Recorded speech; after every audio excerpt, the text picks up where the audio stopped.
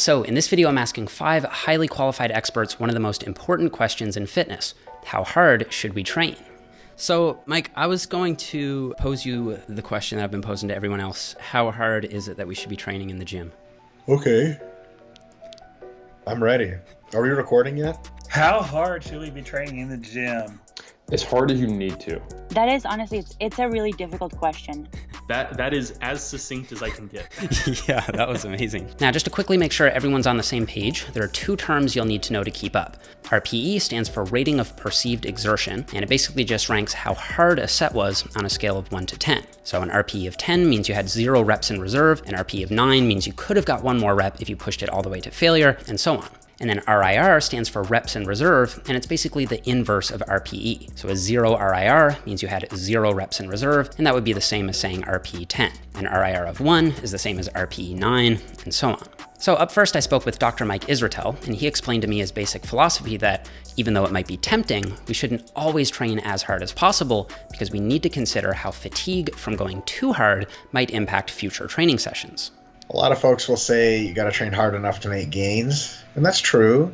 That's true as far as it goes, if it doesn't go far enough. I think we could do a little bit better. We can say you have to train hard enough to make gains, but not so hard that your next workout suffers and it becomes a situation where your next workout is unable to make you gains because you went too hard.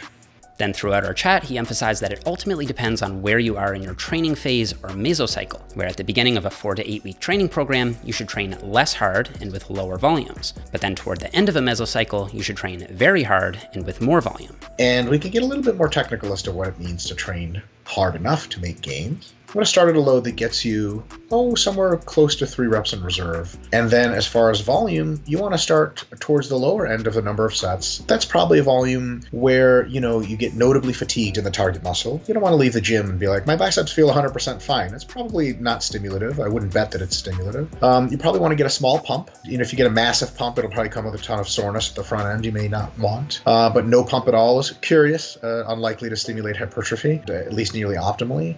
And you probably want to get, maybe like a little bit sore, at most a little bit sore. You start roughly 3 reps in reserve, and then every week after that during your accumulation phase, you're going to increase something a little bit. It's some combination of increasing load and or reps, more or less every session that you do the same thing every week. And you want to make sure the load and rep increases maintain or reduce RIR by roughly 1 each week. So that means you could potentially do your next week 3 RIR, your next week 3 RIR, next week 3 RIR. That's a fine way to train. But if your next week is 2 RIR, and then the one after is 1 RIR, and then the one after is 0 RIR, that's totally cool too. What you don't want is a situation in which you're not adding enough reps and load each week, and what ends up happening is your reps in reserve actually go up. So you don't want to start at 3 RIR and then end up at 4 RIR the next week and 5 reps in reserve the week after, because you're actually training easier and easier each week relative to your body's capabilities and outside of the realm of where best adaptations are had. When your repetition strength flatlines and then takes a dip, you've reached your maximum recoverable volume for that last week.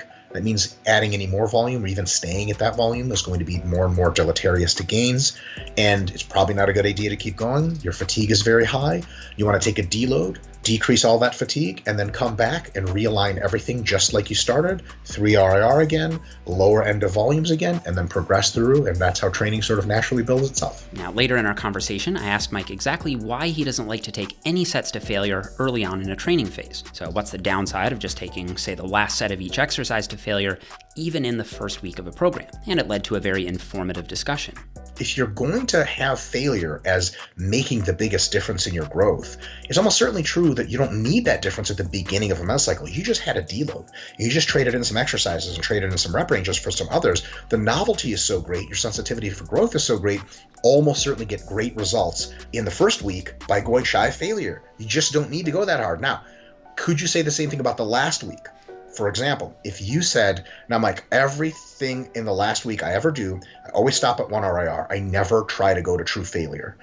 Are there downsides to that? That I would agree with you 100%. There are hypothetical downsides. There could be some magic, especially delayed growth, especially in the advanced, that is there between that 1 and 0 RIR. So I would say in the last week, if the doesn't come crashing down on you like a squat or a bench, and even if you have a good bench spotter, go all the way to failure is a really, really good idea to make sure you check all the boxes. I just don't understand why you would do that in week 1, because you're getting great gains anyway, not having to try that hard. Now, if failure training is fun, sweet, get up. Just make sure it's not poisoning you fatigue-wise for the next session. You don't want to be in a situation where you're needlessly cutting your volume and you're getting little pings and dings and getting hurt a little bit much, and you're like, man, tell you what, I always get hurt on that stupid failure set. Why the hell am I doing it? Then if you can't justify it, I wouldn't do it then. So for Mike, how hard you should go mainly depends on where you are in your program. Next, I spoke with IFBB Pro John Meadows, and he really emphasized that how hard you should train mostly depends on how advanced you are, with the grueling, high-intensity techniques he's most known for being most useful for helping advanced trainees break through training plateaus. When you start training, I think we all realize that you don't have to kill yourself. You don't need to take sets to failure. You don't need a crazy high amount of volume. Just by learning proper form, you just continue to get stronger and stronger. You make nice little incremental increases in strength. But that only take you so far. Wouldn't it be great if that's how training was all the time? You could just kind of add 10 pounds on the bar for the rest of your life. And then by the time you're 60 years old, you could bench 1,200 pounds. But that's just not how it works. So you kind of move into an intermediate stage where it's like, okay, now I feel most of these movements pretty good. It's not as easy to get as strong now. Now I'm going to add a little bit of volume. I'm going to add a little bit of intensity. The primary goal at that phase, I think, is still trying to get a little bit stronger, though. It's just because you've kind of went out of that newbie gain phase, it doesn't mean all of a sudden now you don't care about progressing your lifts. You get to this advanced stage, now all of a sudden you've got to challenge your body more. So some of those techniques that we like to use, an occasional cluster set and an occasional drop set, maybe you start putting one of those in a workout, going back to our chest example. Now maybe you get on a machine and now maybe do a cluster set to finish your day, or maybe you do a drop set to finish your day, something to really challenge the muscle. I always hesitate in saying this, but I really believe it. So you're probably going to get a lot of people that get really angry at me for saying this, but I think that when you hit an advanced stage, I think you could literally use any exercises you want in any order you want, as long as those exercises work for you, as long as you just take them a certain amount of them to failure or failure and beyond. Because if you just look at muscle growth, it's mechanical tension. Okay, if you're using an exercise that gives you mechanical tension, you're probably going to grow. And that's where you see the advanced guys can sometimes use those techniques to do really, really well. In particular, naturals. The drug-aided guys have a lot of chemicals that can help them continue to break through plateaus, but the natural guys in particular, if they can kind of sprinkle some of that stuff in, it's really good for them to continue to grow. It doesn't really matter what exercise it is, as long as it's one that you feel working well, and as long as you get good activation, good mechanical tension, and exhausting the muscle fibers. Like if you're doing those three things, what else are you going to do to make a muscle grow? Like that's what muscle growth is. I mean, that's really kind of the crux of it. You find an exercise that works well for you, and you just push it hard. John also emphasized the importance of form, even in advanced stages, and that training harder shouldn't come at the expense of excessive technique breakdown. And I think it's important to continue to work on your form. You get a guy like you and I, we've been training for a long time, but even we still try to work on our form. So it doesn't mean that you all of a sudden stop thinking about your form and things like that. Now, I also wanted to get a truly elite level athlete's viewpoint, so I spoke with 25-time world record-holding powerlifter Dr. Steffi Cohen, and while she also continually emphasized how important individualization is, I think more than anyone else, she highlighted that if you want to be the best, you simply need to learn to push your limits. So, from my own experience, what I've seen is that the best people in the game, like great accomplishments and great athletes, come from working obsessively. Like you don't achieve greatness from casual effort. Never once in my entire career did I think that I come into the gym thinking about what's the least I can do to get by. For the most part, and this is based on what I've observed, people rarely train hard enough. And they're usually in what I call the 50% zone, where they don't take themselves to not failure, but to an intensity that is actually challenging. Ever, rarely, and then they don't rest when they're supposed to rest. So it's like you end up being in this 50% zone where you're always half-assing all of your workouts because you're not training hard enough when you should, and you're not resting when you should. We need to push our athletes and ourselves to improve their confidence and really, really push for those adaptations so that they know how to respond to hard challenges. And this needs to be obviously done in an intelligent way. Steffi also said that while she doesn't take every set to failure, she will run relatively lighter accumulation phases, training to failure is still a very central aspect of her programming. Training to failure is an integral part of strength training that, for the most part and most recently, has been underlooked. Your training should reflect the specificity of what you're trying to achieve. So if you're trying to improve your 1 rep max squat, you better be trying to train at those intensities. I'm not saying that you're gonna max out every day, but you should be challenging yourself almost every training session so that you can train your nervous system and your body to respond to the demands of putting something that's really, really heavy and having to move it up and down. Obviously, you go through accumulation phases as well. So it wouldn't be fair to just discard completely the idea of high volume and low intensity. I think there's a time and place for that.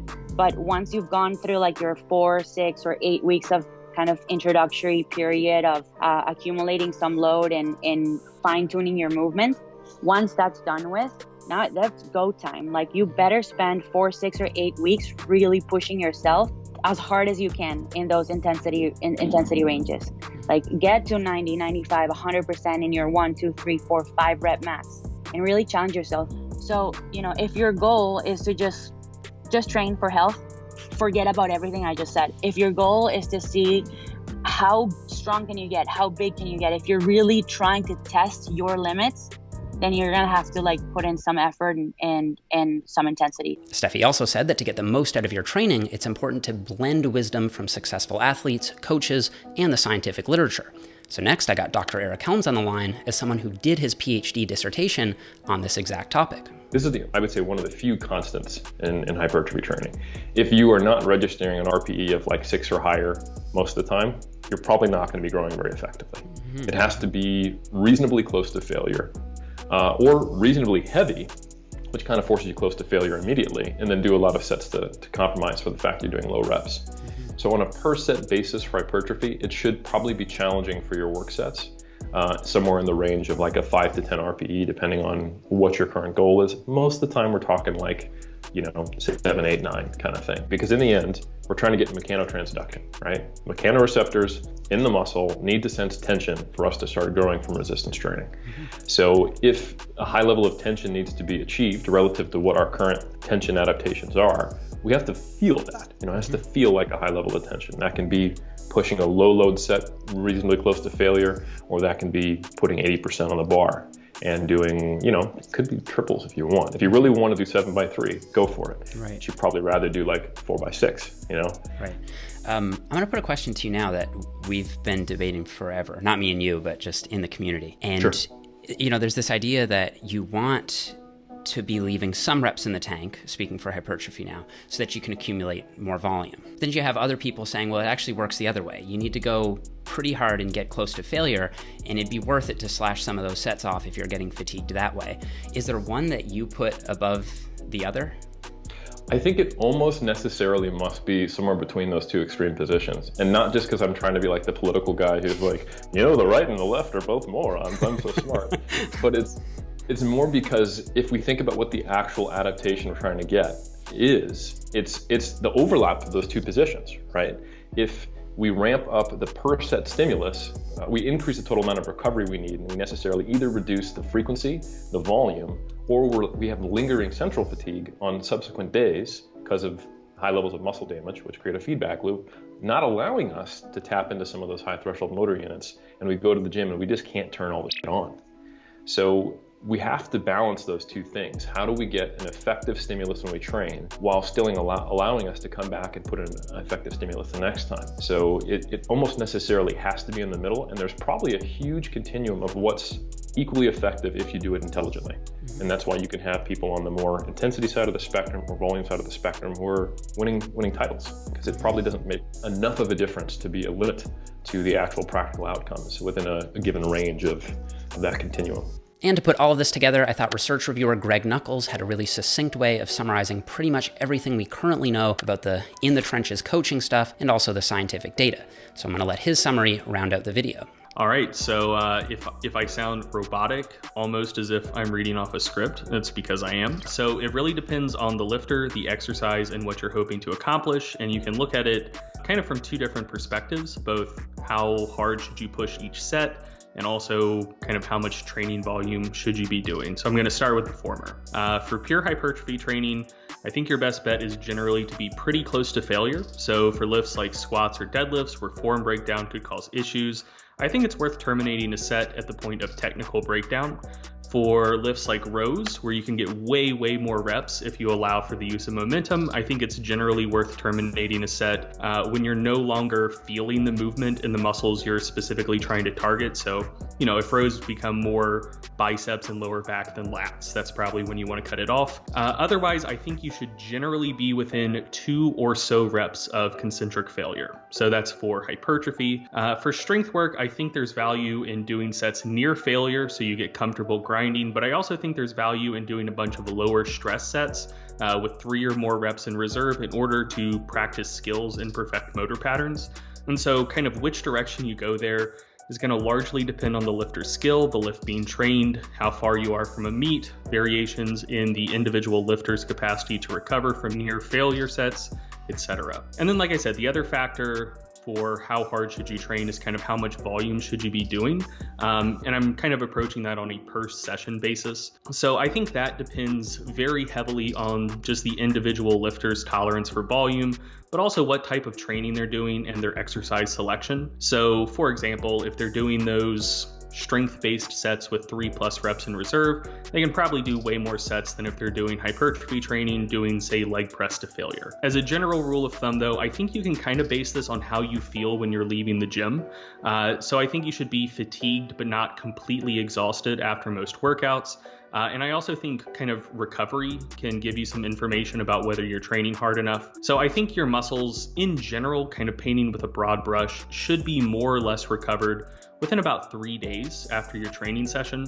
So if your muscles feel totally fresh 1 or 2 days after your training session, you probably should have done more volume unless you're intentionally trying to train with very high frequencies. But if you're still really sore and fatigued 4 days after a workout for the muscles you just trained, I think that generally indicates that volume was probably a little bit too high. Awesome. That was extremely succinct. That is as succinct as I can get. Yeah, that was amazing. So in making this video, I spent about an hour speaking to each of these people about how hard you should train. And because there was so much amazing info, including a lot of stuff that sort of went off topic, I decided I'm going to upload the full-length conversation with each guest to my podcast, which I'll link down below. Now, it might take me a while to get all of them edited and uploaded, but if you go subscribe on iTunes or Spotify, you can make sure you don't miss those full conversations. I also have all the guests' YouTube channels linked down below. They all put out amazing content regularly, so make sure you guys go and subscribe to them. I hope you guys found the video helpful. Don't forget to leave me a thumbs up if you enjoyed it, subscribe if you haven't already, and I'll see you guys all here in the next one.